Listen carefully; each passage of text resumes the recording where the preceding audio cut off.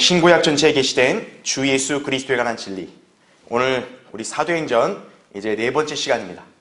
자, 지난 시간에 우리가 2장을 살펴봤죠? 자, 오늘은 이어서 이제 3장에 기록되어 있는 그 말씀들 가운데 또 예수 그리스도와 연관해서 어떤 중요한 예언적 진리가 있는가 살펴보겠습니다. 오늘 교환에 기재한 대로 이 강의의 제목은 모세와 같은 선지자이신 예수 그리스도입니다. 예. 자, 먼저 교환을 보십시오. 사도행전 2장에 이어서 베드로를 위시한 사도들은 유대인들에게 예수 그리스도에 관해서 증거하고 있다 이거죠. 이 증거는 다름 아닌 이스라엘을 통치할 메시아이시라는 점이다 라는 얘기죠. 제가 지난번에도 누누이 설명드렸다시피 사도행전 앞부분은 예수 그리스도가 인류의 죄들을 사하신 하나님의 어린 양, 또 하나님의 아들이니까 그분을 믿음으로 구원받는다. 이 신약적인 진리가 여기 나오질 않아요. 이 사도행전 앞부분은 여전히 왕국을 기다리며 고대하는 그 이스라엘 백성에게 바로 그들의 메시아가 예수 그리스도라는 점을 계속 강조하고 있는 것이에요. 비록 신약의 효력이 발휘되었어도 하나님의 경륜은 여전히 이스라엘을 위한 왕국 시대가 연장된 상태다 이거죠. 자, 이 때문에 거기 밑줄을 쳐놨죠. 지금 사도행전 3장부터 5장까지 유대인들이 자기들의 메시아를 죽였고 그러나 그분은 하나님에 의해서 다시 살아났으며 이제 그들로 하여금 회개하고 그분을 영접할 것을 촉구하는 내용이 주를 이룬다는 점이죠. 그러니까 예수 그리스도의 십자가에서 죽음과 부활이 나오다 보니까 이것이 신약의 어떤 구원의 교리와 일치한다 그래서 지금 여기 사도행전 앞부분이 어떤 신약의 구원적인 진리를 우리에게 알려주는 게 아니에요. 베드로는 바로 이스라엘의 그 메시아이신 예수 그리스도가 십자가의 고난을 당하시고 부활하셨다는 그냥 이 사실을 이렇게 언급하는 것 뿐이에요. 그리고 그것도 이제 구약에서 예언된 내용과 이렇게 연관해서 설명하고 있는 거다. 그렇게 이해하시면 되는 거예요. 자, 그래서 이뿐만 아니라 유대인들을 위해 표적들과 이적들이 지속적으로 나타난다는 점, 그것이 이 사실을 입증한다는 얘기죠. 그러니까 표적은 유대인들에게만 해당되는 거 아니겠어요? 그렇죠? 그러니까 예수 그리스도에 관해서 지금 유대인들에게 메시지를 전파하고 그 유대인들이 이 설교를 듣는 대상이다 보니까 바로 그들로 하여금 믿을 수 있도록 표적들을 보여주는 것이란 얘기죠. 자, 특히 3장에서 베드로와 요한이 표적을 행하면서 그것이 바로 예수 그리스도로 인해 왔음을 증거하고 그래서 그분께서는 모세와 같은 선지자이시다. 이 점을 베드로가 여기서 지금 설명하고 있는 거예요. 그리고 이제 그분께서 오셔야 이스라엘이 회복될 것을 이제 선포하고 있다란 사실이죠. 자, 그래서 오늘 이 시간 우리 사도행전 3장을 근거로 해서 한번 모세 같은 선지자신 예수 그리스도가 오시게 되면 이제 이스라엘이 어떻게 회복이 되는가 이 부분을 살펴보겠습니다. 자, 첫 번째, 그리스도이신 예수를 죽인 유대인들의 무지예요. 자, 우리 사도행전 3장 거기 이제 12절부터 18절까지를 이제 본문으로 해서 자, 이제 베드로는 그 유대인들에게 너희가 무지해서 너희들의 메시아인 예수님을 못 알아보고 죽인 죄를 졌다. 이제 이 점을 언급하는 거예요. 자, 교환을 보십시오. 베드로와 요한이 당시 성전에서 모태에서부터 안진뱅이가 된 한 사람을 나사렛 예수 그리스도의 이름으로 치유했습니다. 그게 3장 1절부터 8절에 나오죠. 그러자 그 광경을 목도한 사람들이 깜짝 놀라서 사도들과 그 안진뱅이가 있는 행각에 이제 몰려들게 됩니다. 자, 이때 베드로가 예수 그리스도는 성경에 예언된 메시아로서 고난을 받으셨다 이거죠. 그러니까 그것도 성경대로 이렇게 이루신 것이라고 이렇게 얘기하고 있는 거죠. 또 유대인들이 그분을 고난에 처하게 한 것도 바로 이들이 성경 예언에 무지했기 때문에 그렇게 한 것이라고 설명하고 있다는 얘기죠. 자, 그럼 먼저 1번 보십시오. 유대인들이 예수님을 빌라도에게 넘겨주어 그분이 죽임을 당하셨으나 하나님께서 그분을 살리셨음을 베드로는 증거했다 이거죠. 자, 여러분 거기 3장 펴져 있으면 13절부터 15절 보세요. 자, 이제 그 광경을 목도하려고 이제 사람들이 몰려들었을 때 이제 베드로가 그들에게 설명하는 거예요. 왜 놀라냐 이거예요. 자, 13절. 아브라함과 이삭과 야곱의 하나님, 즉 우리 조상의 하나님께서 그의 아들 예수를 영화롭게 하셨느니라. 너희가 그를 넘겨주었고 빌라도가 놓아주기로 결심하였는데 너희가 빌라도의 면전에서 그를 부인하였으니 너희가 거룩하신 분이며 의로우신 분을 부인하고 도리어 살인자를 놓아주기를 구하였도다. 너희가 생명의 통치자를 죽였으나 하나님께서는 그를 죽은 자들로부터 살리셨으니 우리가 이 일의 증인들이라. 이렇게 설명하죠. 자, 밑에 거기 괄호 1번을 보십시오. 자, 이거는 이제 우리가 사복음서에 있는 내용을 베드로가 지금 요약해서 설명한 거니까 이해하는데 어려움은 없어요. 자, 빌라도는 예수님을 분명 놓아주려고 결심을 했습니다. 그게 왜 그러냐면은 여기 교환에 제가 설명해 놓은 대로 그리스도께서 왜 유대인들에게 박해를 받느냐, 그 이유를 빌라도는 알았던 거죠. 마가복음 15장 10절에는 그게 바로 시기 때문이라고 성경에서 기록되어 있죠.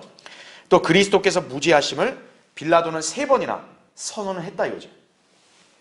그러니까 빌라도가 단순하게 쇼를 한 게 아니라 정말 예수 그리스도에게서 죄를 찾을 수 없으니 그냥 무죄로 석방하겠다 이렇게 결심한 거예요. 그러나 그의 결심은 그의 인격적 결함으로 실행되지 못하고 만다 이거죠. 그는 이중 인격자였다 이거죠. 왜냐? 빌라도가 그런 결심을 했어도 당시 그 군중들의 어떤 그런 선동과 그 다음에 어떤 정치적인 위협에 이 빌라도는 굴복하고 만 거죠. 그래서 자기 양심과 거리끼는 그런 행동을 결국 하고 말았죠. 그렇죠? 세상과의 우정을 유지하려고 그리스도를 죽이는데 찬동했던 것이다 이거죠. 마치 그것은 오늘날 우리가 어떤 유형의 사람에 비춰볼 수 있냐면 분명히 이렇게 불의하고 또 거짓말이고 위선적인 그런 비진리나 그런 거짓 신앙 이런 것들에 자기는 동조하지 않는다 그렇게 얘기하면서도 막상 성경대로 믿고 올바로 실행하는 이제 이 바른 진리의 말씀과 또 우리의 신앙에 대해서 이렇게 함께하지 않는다 이거죠. 그러니까 소위 뭐 중립을 지킨다 막 이런 거 한다 이거죠. 그런 거 없어요. 진리와 올바른 신앙을 따르지 않게 되면 결국 그 사람은요 이렇게 비진리의 편에 설 수밖에 없다는 점을 알아야 됩니다. 빌라도가 바로 그 점을 방증하는 거예요. 자, 괄호 2번 보십시오. 비록 유대인들이 예수님을 직접 죽이지는 않았지만 사실상 예수님을 죽인 것은 유대인들이었죠. 그렇죠? 그래서 베드로는 예수 그리스도 곧 하나님의 아들, 거룩하신 분, 의로우신 분, 생명의 통치자를 그들이 넘겨주고 부인하며 죽였다고 지적하는 것이다라는 얘기죠. 자, 여기에서 14절 15절에도 예수 그리스도를 가리키는 표현이 나오죠. 거룩하신 분, 의로우신 분, 그리고 생명의 통치자 이거죠. 그러니까 단순한 인간 통치자가 아니라 생명이신 분이다 이거죠. 하나님이시라는 얘기죠. 자, 괄호 3번. 자, 비록 그분께서는 죽임을 당하셨지만 베드로가 얘기한 대로 하나님께서 그분을 다시 살리셨다라는 얘기죠. 베드로는 바로 그 점에 있어서 사도들이 증인들이며 예수 그리스도께서 하나님의 아들이시기 때문에 그분의 이름을 믿는 믿음이 그 안증뱅이를 낫게 하였다고 지금 16절에서 증거하고 있는 것이에요. 자, 이로써 그분이 구약에 약속된 그리스도이심을 지금 베드로는 계속 강조하고 있는 거란 얘기죠. 그러니까 이런 모태에서부터 안증뱅이를 어떤 재주로 낳게 해요. 베드로나 요한 이 사도들의 어떤 자기들의 능력으로 낳게 한 게 아니란 얘기죠. 우리는 나사렛 예수 그리스도의 이름으로 이 안진뱅이를 치유했다 이거예요. 어떻게 가능하냐? 바로 그분이 생명의 통치자다 이거죠. 하나님의 아들이시다라는 얘기죠. 그러니까 그분께서는 이런 표적과 이적을 행하실 수 있는 것이고 그것이 지금 사도들에게 그대로 이어지게 된 거죠. 자, 밑에 2번 보십시오. 베드로는 유대인들이 예수님을 죽음에 넘겨줌으로써 그분이 고난을 당하셨지만 이 역시 성경에 예언된 대로 이루어졌음을 증명하면서 자, 그들의 뭐를 언급하고 있어요? 무지를 언급하고 있다 이거죠. 여러분 거기 이제 17절, 18절 보세요. 이제 형제들아 너희가 너희 관원들이 그리한 것과 마찬가지로 무지하여 그렇게 행한 줄을 내가 아노라. 그러나 하나님께서는 그의 모든 선지자들의 입을 통하여 그리스도가 고난을 받아야 하리라고 미리 선포하신 것들을 이와 같이 이루셨느니라 이렇게 말씀을 하고 있는 것이죠. 자, 우리 교환의 다음 페이지 보십시오. 자, 그래서 맨 위에 괄호 1번을 보십시오. 예수님께서는 십자가 위에서 유대인들이 무지하여 그분을 십자가에 못 박아 죽였음을 하나님께 중보하면서 기도하셨죠. 누가복음 23장 34절에도 예수님이 가장 먼저 십자가에서 하신 외침은 바로 아버지께 그 이스라엘 백성을 용서해달라는 중보 기도다 이거죠. 왜냐하면 무지하니까 그렇게 했다는 거예요. 그리고 실제로 예수님의 죽으심 직후에 누가복음 23장 48절에 따르면 그 광경을 보려고 함께 온 모든 무리가 일어난 일들을 보고 그들의 가슴을 치며 돌아갔다라는 내용이 있습니다. 왜 그러겠어요? 아, 우리가 이거 실수했구나 이거죠. 우리가 잘못했구나. 그때서 깨달게 된 거예요. 그러니까 그 전까지는 이걸 전혀 인식하지 못했다는 얘기죠. 바로 무지했던 거예요. 그래서 괄호 2번 사도 바울도 이러한 일이 바로 무지에서 비롯되었음을 언급했다는 얘기죠. 고린도전서 2장 8절에도 만일 그들이 알았더라면 영광의 주를 십자가에 못 박지는 아니하였으리라 이거죠. 그냥 무지하잖아요. 이게 어떻게 보면 약간 동정과 연민을 우리가 가질 수 있지만 사실 그 무지가 정말 끔찍한 죄로 이어질 수도 있다는 점을 여러분 잘 유념하셔야 되는 거예요. 무지한 것이 좋은 게 아니에요. 그것이 뭔가 이렇게 나름대로 자기를 좀 보호할 수 있는 어떤 안심할 수 있는 장치다. 그렇게 생각하면 안 돼요. 무지한 상태로 오래 있으면요. 자칫 정말 영원토록 후회할 만한 그런 죄를 지을 수도 있다는 점을 알아야 돼요. 특히 바울은 제가 밑줄을 쳐놨죠. 이 무지가 뭐를 모르는 데서 기인한 것이라고 말했어요? 성경이다 이거죠. 사도행전 13장 27절에. 그러니까 성경을 모르니까 자기들의 메시아를 못 알아보고 죽이는 거예요. 성경을 모르니까 자기의 죄들을 다 제거하신 자기의 구세주라는 걸 모르고 그분을 영접하기를 거부하고 있는 것이에요. 성경에 대한 무지는 바로 그리스도에 대한 무지다라는 얘기죠. 그래서 주 예수 그리스도께서도 당대 종교 지도자들을 향해서도 늘 공공연히 하신 말씀이 뭐예요? 너희는 성경에 이렇게 기록된 걸 읽어보지 못하였느냐? 그들이 성경에 대해 무지한 것을 계속 지적하셨던 거죠. 그렇죠? 자, 괄호 3번. 베드로는 이스라엘의 죄를 분명하게 지적하는 동시에 그리스도의 고난 자체가 하나님의 예언 속에 있는 것임을 선포했다라는 얘기죠. 그는 훗날 자신의 서신 베드로 전서에서도 베드로전서 1장 11절을 보면 그리스도의 고난과 다가올 영광 이것을 언급을 하고 있죠. 그러니까 구약의 선지자들은 이렇게 그리스도의 고난, 초림에 해당되는 예언이죠. 다가올 영광, 재림에 관한 예언이죠. 이거를 함께 계시를 받았던 거예요. 그러니까 그것이 같이 일어나는 것으로 그렇게 착각할 수도 있었다는 얘기죠. 그러니까 베드로는 바로 그 점을 근거로 해서 지금 유대인들이 비록 예수님, 우리의 메시아를 십자가 못 박아 죽였지만 사실은 구약에 예언된 그대로 그분이 이루신 거다. 그 점을 베드로가 여기서 설명하고 있는 것이. 자, 그럼 이제 밑에 3번을 보십시오. 한편 시몬 베드로는 구약 구절들의 성취를 예수 그리스도의 죽음, 장사, 부활, 영화롭게 되심에 제한을 시킨다라는 거예요. 그는 여기서 다니엘의 70제주, 다니엘의 작은 뿔, 재림, 팔레스타인 땅의 회복, 휴거 이런 것들을 다루는 구절들이 성취되었다는 것은 조금도 비추지 않는다라는 거죠. 왜 그런가요? 아직 이 시기에는 구약에서 예언한 주의 날, 즉 대환란과 재림에 있는 그런 예언들이 지금 이 당대에 성취되는 것은 아니기 때문에 그런 거예요. 그러니까 베드로가 지금 설교하고 있는 이 시점은 뭐만 지금 성취된 거예요? 초림에 관한 예언만 성취된 거예요. 물론 이 당시에 제가 지난 시간에도 강의했다시피 베드로가 설교하는 시점은 이제 유대인들에게 약속된 왕국이 다시 이렇게 세워질 수 있는 그런 가까운 시기였다 이거죠. 메시아가 다시 오실 수 있는 시기였어요. 그러나 베드로는 지금 다가올 영광을 지금 여기서도 성취될 거라고 얘기하지 않았다는 얘기죠. 왜냐? 그건 유대인들이 일단 회개하고 메시아를 영접해야 하는 전제 조건이 있기 때문에 그런 거죠. 그게 성립이 안 되면 구약에서 예언되어 있는 바로 다니엘의 70제주, 대환란이죠. 특히 적그리스도 있죠. 그 다음에 이스라엘의 팔레스타인 땅 돌아와서 회복되는 거 있죠. 이러한 예언들은 그 당대에는 성취되질 않는다는 얘기죠. 그러니까 성령님께서는 바로 그 점을 우리에게 알려주시려고 베드로가 여기를 설교할 때는 그리스도의 초림인 고난에 관한 예언만 지금 성취가 되었다. 이렇게만 언급하고 있다는 점을 우리가 잘 유념해야 한다는 얘기죠.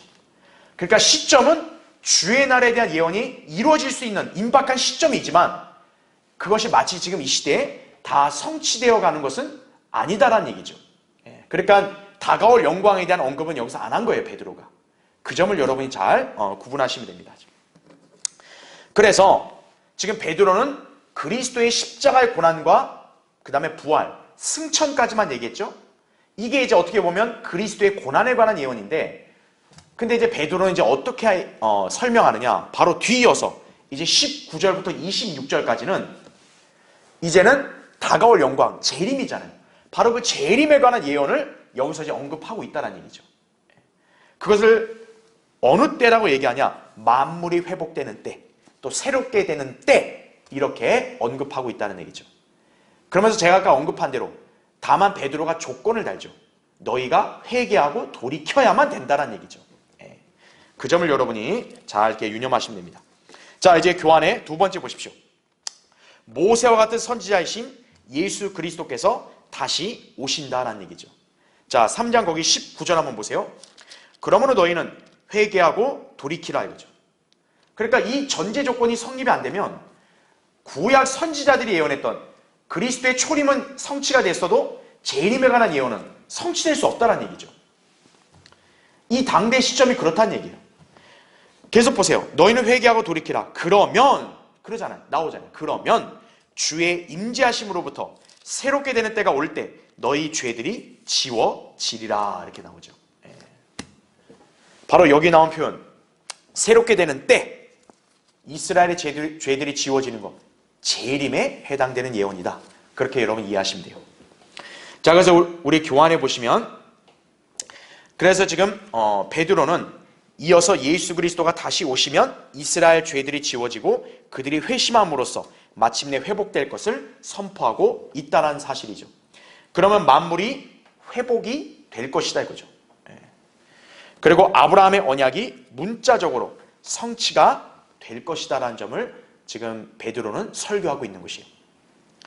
자, 이 일은 재림 때 일어날 것인데, 자, 잘 보세요. 제가 밑줄을 왜 쳤냐? 이게 중요한 내용이에요. 베드로는 지금 교회 시대를 어떻게 해요? 생략을 한 거예요. 우리가 알고 있는 이 경륜적인 체계는 십자가 이후에는 교회 시대잖아요. 그리고 대환란과 재림, 이렇게 우리는 알고 있잖아요. 그러나 지금 이 시점에 베드로가 설교할 때는 교회 시대를 건너뛰고 있는 거예요. 곧바로 재림에 관해 예언을 하고 있다는 얘기죠. 이것은 바로 당시의 경륜이 이스라엘과 왕국이 중심이었기 때문에 그렇게 하는 거죠. 그래서 여기는 신약 그리스도인들에게 교리로 주신 말씀이 아니에요. 그러니까 이걸 우리한테 교리로 적용시키면 곤란하다 이거죠.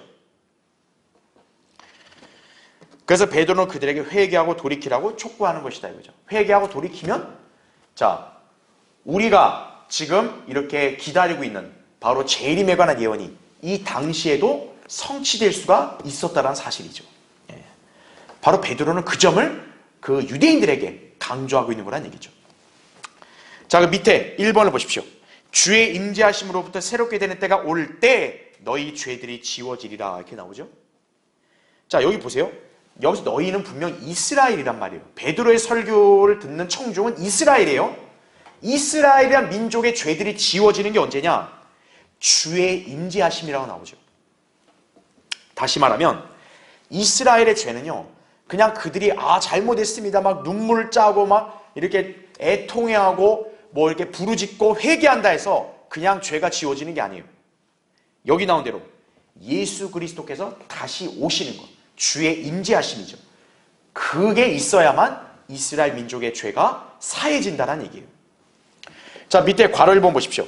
현대 배교한 성경 주석가들, 개정자들, 신학자들, 목사들은 이 구절에서 이 때를 초림과 혼동하는 우를 범한다는 얘기죠. 지금 여기 보면 주의 임재하심이 있잖아요.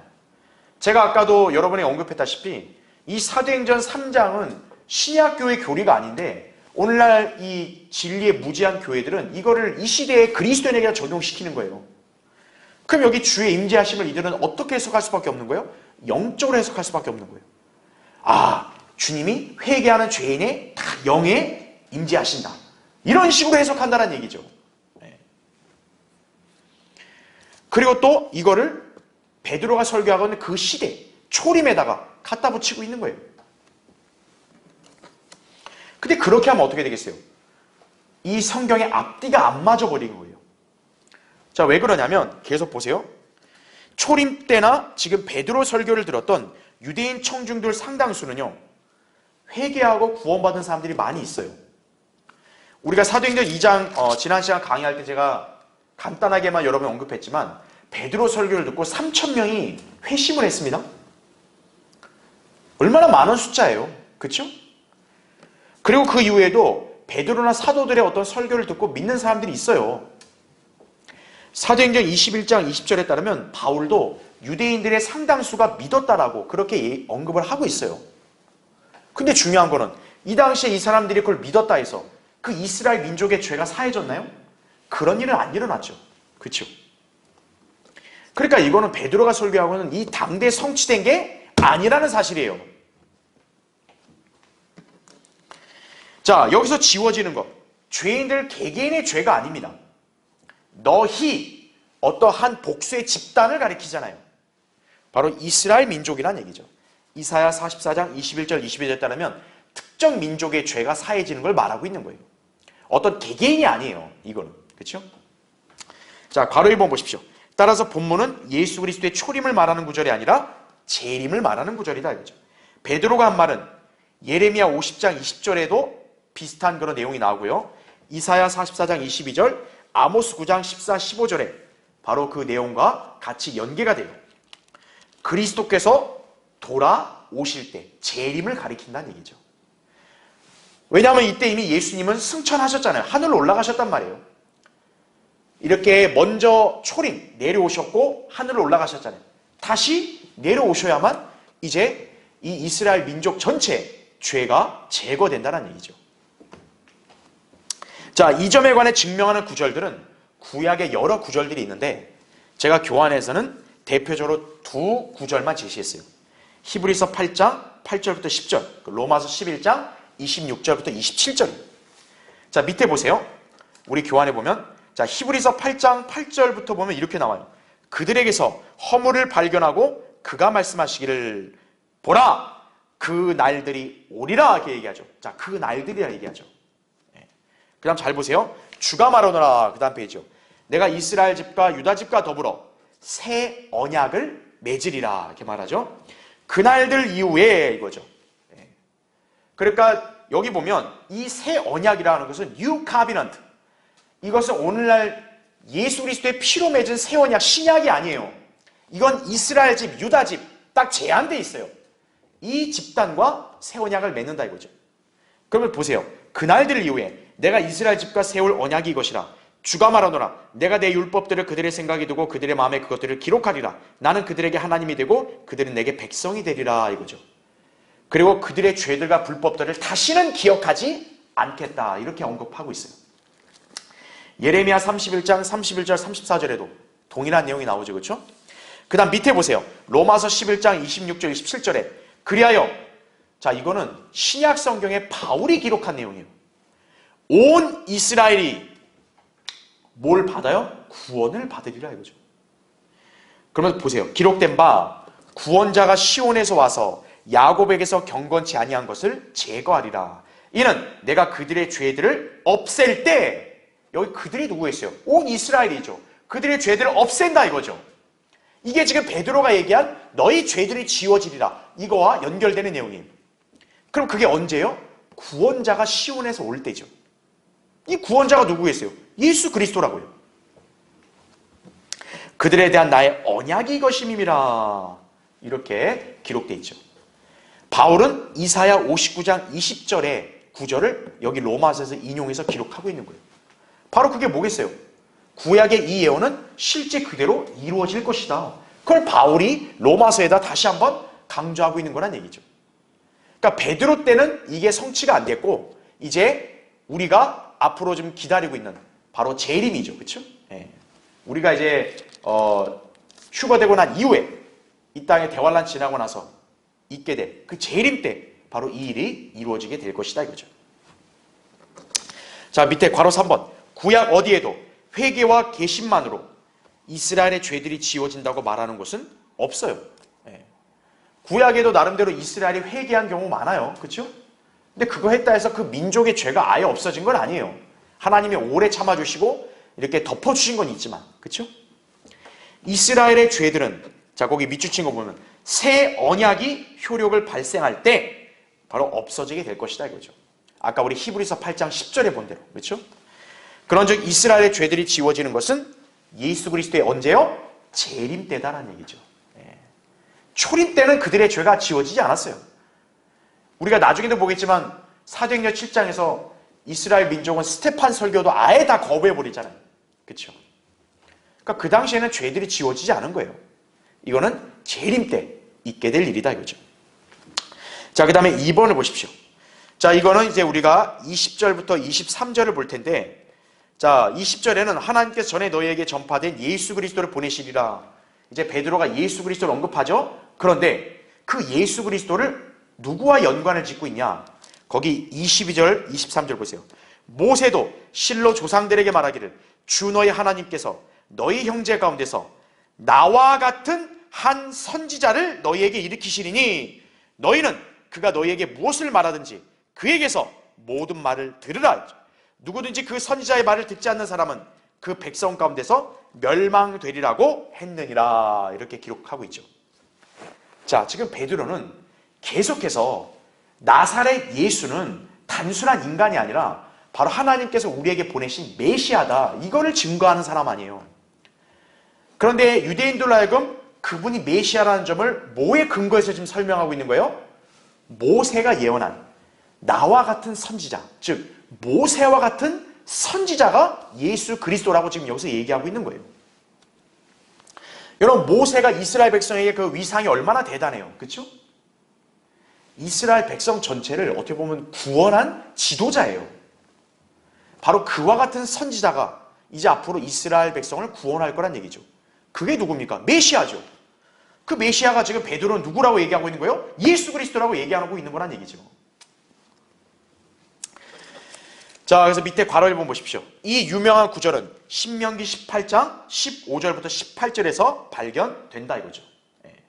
그러니까 신명기 18장에서는 모세가 그 일찍이 이스라엘 백성 앞에서 앞으로 우리 형제 가운데 나와 같은 한 선지자를 일으킨다, 이렇게 미리 예언을 했어요. 그러니까 그 예언을 이스라엘 백성들은 계속 세월이 흘러도 기억을 하고 있는 거예요. 다만 모세와 같은 선지자가 정말 누구인지는 자세히는 몰랐다 이거죠.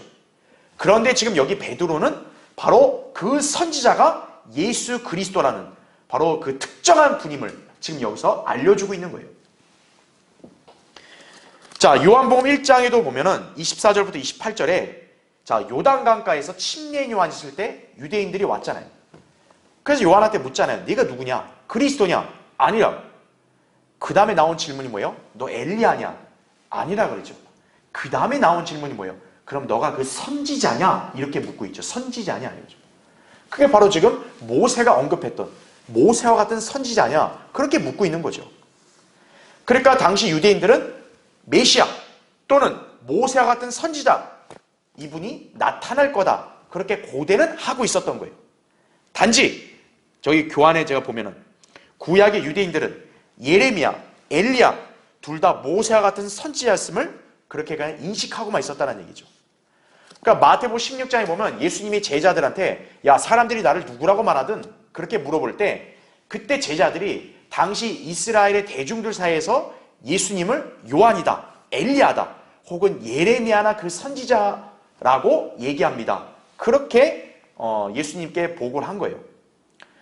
그러니까 유대인들 입장에서는 왜 예레미야가 나오냐면 모세와 같은 선지자가 예레미야 같은 그 정도 급의 선지자 정도 아닐까? 약간 이렇게 생각을 한 거겠죠. 근데 괄호 2번 보십시오. 이 선지자는 누구예요? 예수 그리스도였다는 얘기죠. 베드로는 바로 그 점을 설명하고 있는 거예요. 그래서 예수 그리스도는 우리 교환에서 설명한 대로 일종의 두 번째 모세이신 셈이라는 거죠. 두 번째 모세. 그러니까 모세와 같은 선지자인데 구약에서는 모세가 있었고, 그렇죠? 지금 이 신약에서는 누구예요? 모세 같은 선지자 예수 그리스도가 나타나신 거죠. 그러니까 어떻게 보면 일종의 두 번째 모세인 시셈이죠. 예수 그리스도는. 그렇죠? 자, 그래서 괄호 3번 보십시오. 자, 이거는 25절에 나온 말씀인데 여러분 그 25절 보면 너희는 그 선지자들의 자손이며, 너희는 분명 이스라엘 민족이겠죠. 왜냐하면 구약의 선지자들은 다 유대인들 아니에요. 유대인들의 자손이니까 유대인들인 거죠. 그렇죠?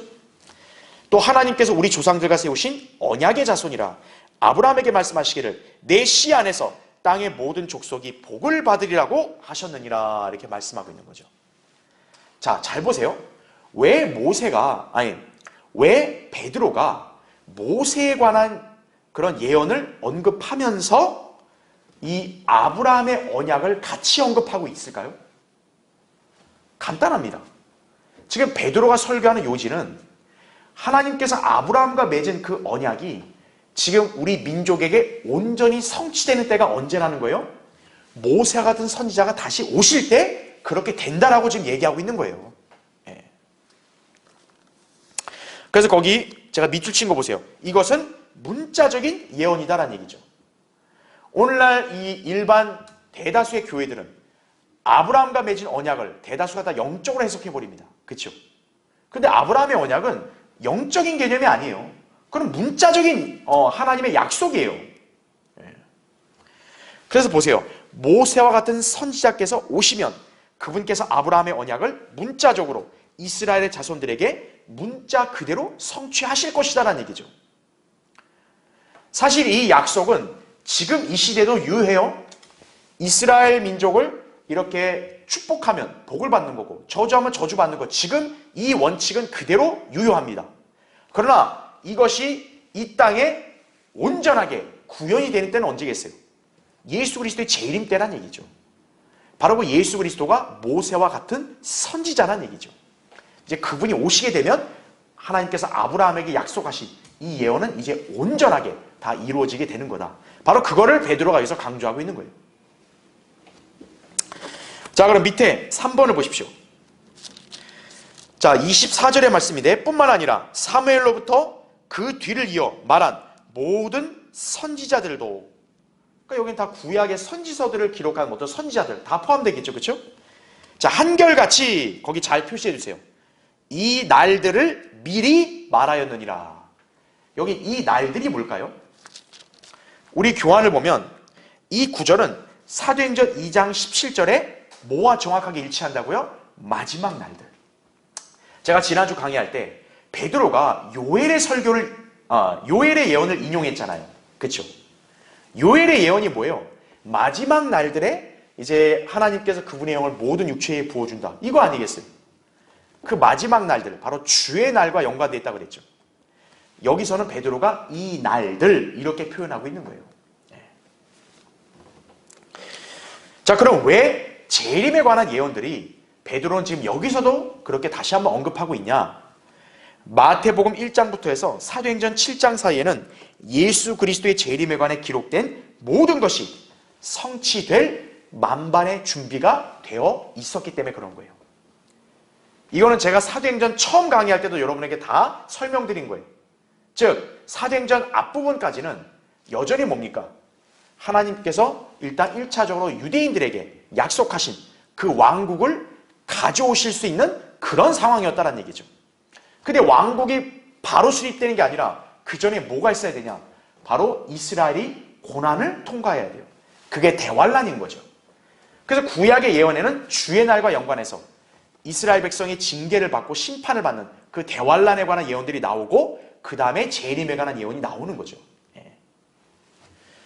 그래서 이 날들, 마지막 날들 이렇게 성경은 지칭하고 있는 거예요. 그걸 여기서 베드로가 언급하고 있는 것은 바로 예수 그리스도의 재림이 이 당시에도 성취될 수 있는 그런 여건이 형성되어 있기 때문에 그런 거란 얘기죠. 그래서 이제 괄호 1번 보십시오. 지금 베드로는 교회 시대를 생략하고 곧바로 재림을 바라보고 있었다는 얘기죠. 왜냐하면 구약 선지자들은 초림과 재림을 함께 두며 바라보았기 때문이다 이거죠. 베드로전서 1장 11절 아까 제가 언급했죠. 자, 교회 시대는 우리가 경륜적인 위치를 볼 때 초림과 재림 그 사이에 있잖아요. 그렇죠?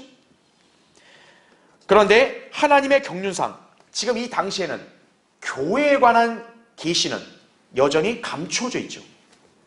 베드로가 지금 오늘날 바울이 우리에게 알려준 것처럼 교회에 관한 진리를 알았겠어요? 그리스도의 몸에 대해서 알았겠어요? 모른다고요.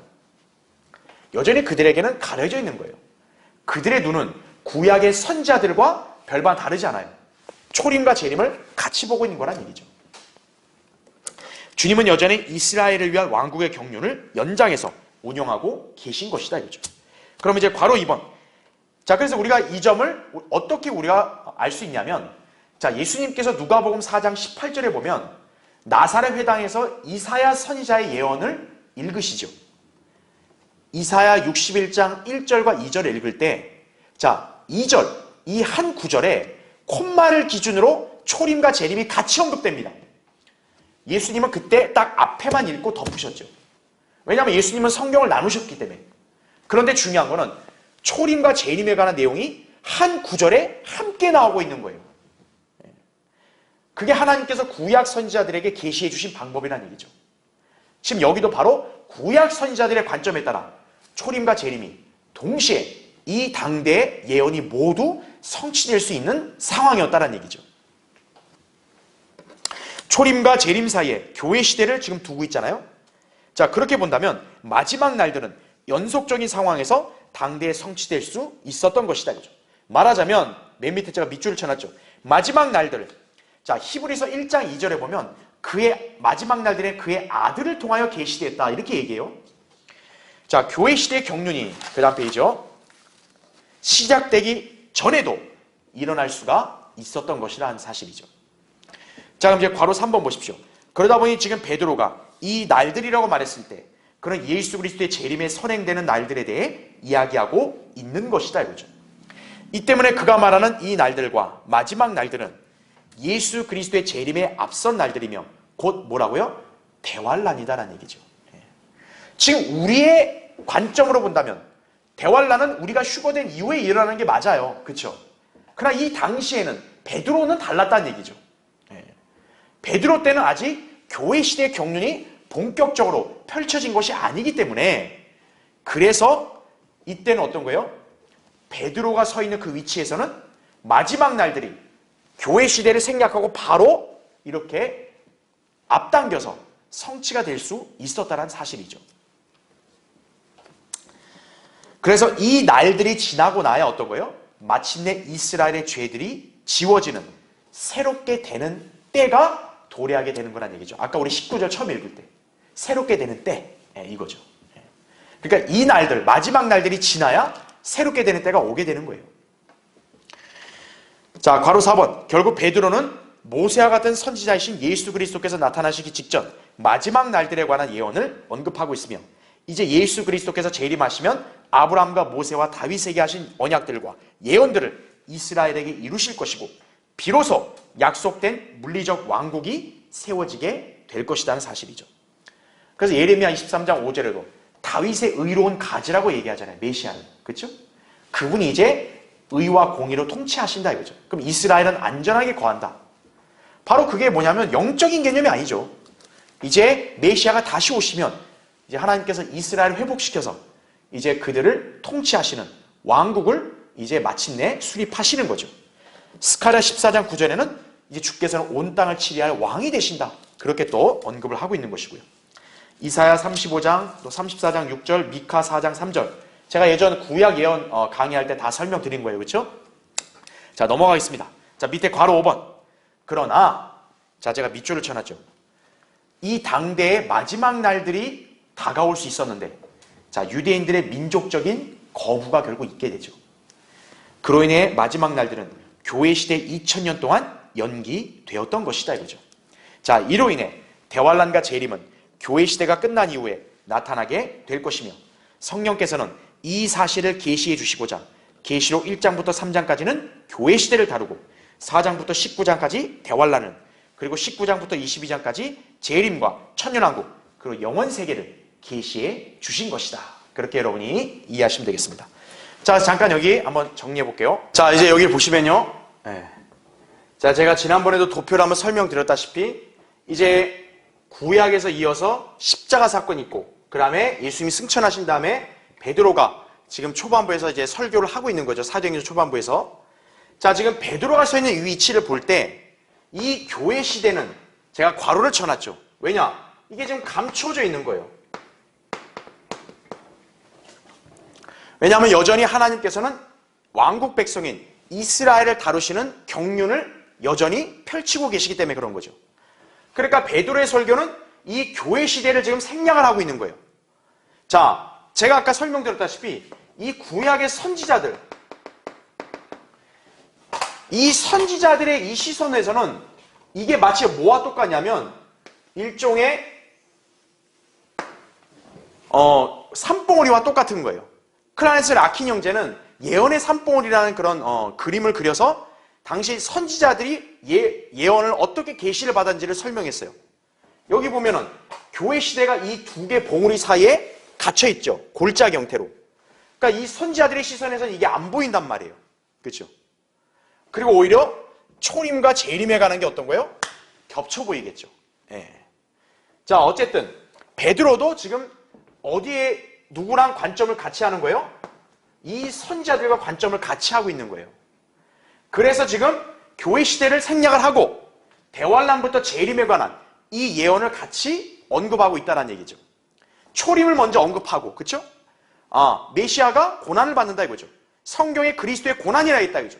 나사렛 예수가 실제로 그렇게 고난을 성경대로 받았다 이거죠. 그리고 승천하셨다.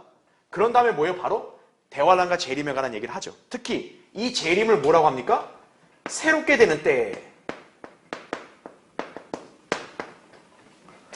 바로 이제 이때가 이스라엘 회복이죠. 그렇죠? 네. 그럼 이거를 교회 시대를 생략하고 어떤 거예요? 베드로는 이 당대에도 바로 여기에 이제 마지막 날들이거든요. 이 마지막 날들이 앞당겨질 수 있다 이거죠. 예. 베드로는 지금 그런 관점으로 설교하고 있는 거예요. 조건이 뭡니까? 유대인이 회개하면, 예. 회개하면 이 마지막 날들에 뭐 휴거라든지요, 적그리스도 등등, 그렇죠? 이런 대환란과 재림에 관한 예언이 바로 성취가 될 수 있었던 그런 여건이 있었다는 얘기죠. 그런데 유대인들이 거부하니까 어떤 거예요? 결국 이것이 이대로 뒤로 가고 교회 시대가 이제 부상을 하게 된 거란 얘기죠.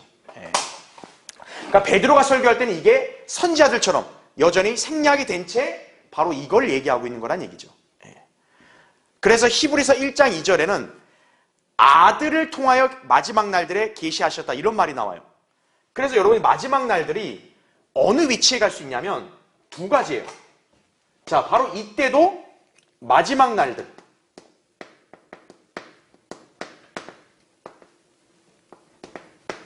이때도 마지막 날들이에요. 그러니까 교회 시대를 사이에 두고 교회 시대 전에 마지막 날들이 바로 성취가 될 수 있었다는 얘기죠. 그런데 연기돼서 교회 시대 끝나고 나야 이제 마지막 날들에 대한 예언이 비로소 이제 성취가 된다. 이제 이렇게 바뀌게 된 거죠. 교회 시대가 베드로 때는 이제 앞이니까 앞에 마지막 날들이 있고 아니면 뒤에 마지막 날들이 있는데 지금은 이제 뒤로 이게 연기가 된 거죠. 여러분이 이런 관점을 잘 기억하시면 되겠습니다. 밑에 4번 보십시오. 자, 21절에 보면 만물이 회복될 때까지 이렇게 나오잖아요. 자, 방금 앞에서는 새롭게 되는 때를 얘기했단 말이에요. 자, 그때는 이스라엘의 죄들이 지워져요. 근데 중요한 것은 예수 그리스도가 다시 오시면 이스라엘만 회복되는 것이 아니라 여기 나온 대로 21절에 만물도 회복이 된다는 얘기죠. 왜 그렇죠? 자, 성경에서는 예수 그리스도를 마지막 아담이라고도 얘기합니다. 사실은 지금 이스라엘만 지금 상태가 망가져 있는 게 아니라 사실 온 세상이 다 이 죄의 결과로 지금 저주 가운데 있잖아요. 그렇죠?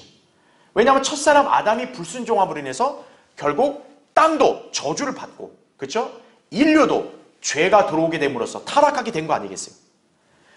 그것을 어떻게 합니까? 마지막 아담이 회복을 시키는 거죠.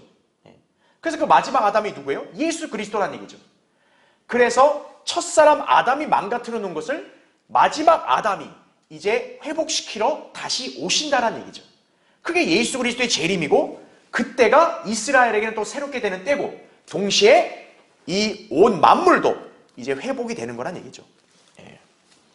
그래서 계속 보시면 그분을 마땅히 받아들여야 하나니 이는 하나님께서 세상이 시작된 이래로 이 일에 관하여 그의 모든 거룩한 선지자들의 입을 통하여 말씀하신 바니라 이렇게 나오는 거죠. 예.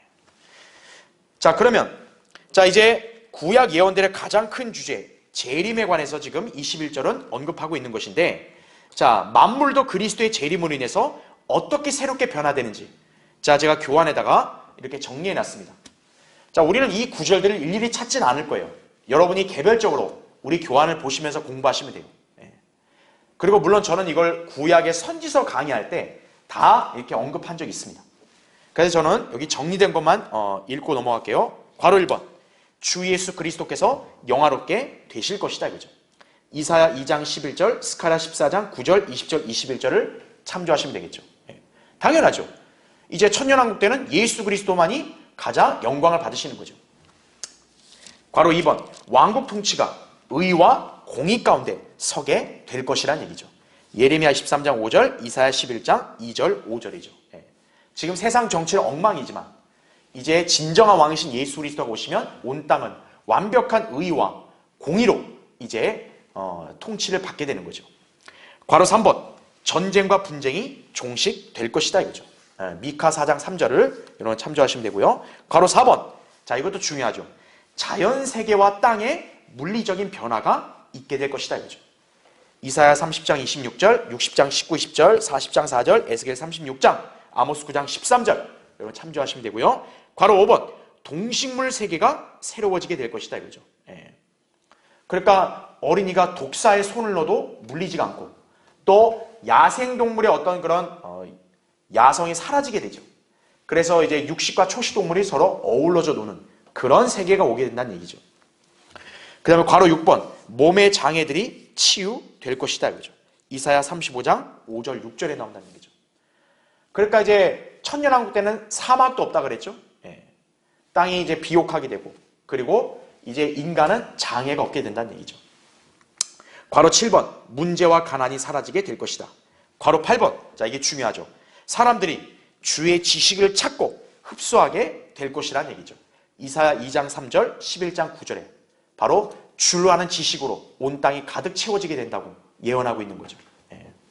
오늘날 일반 교회들이 무슨 복음성가에서 물이 바다를 덮은 같이 주의 영광이 지금 이 땅을 가득 채운다고 마치 교회 시대에 일어난 것처럼 착각하면서 노래 부르는데 전혀 아니에요.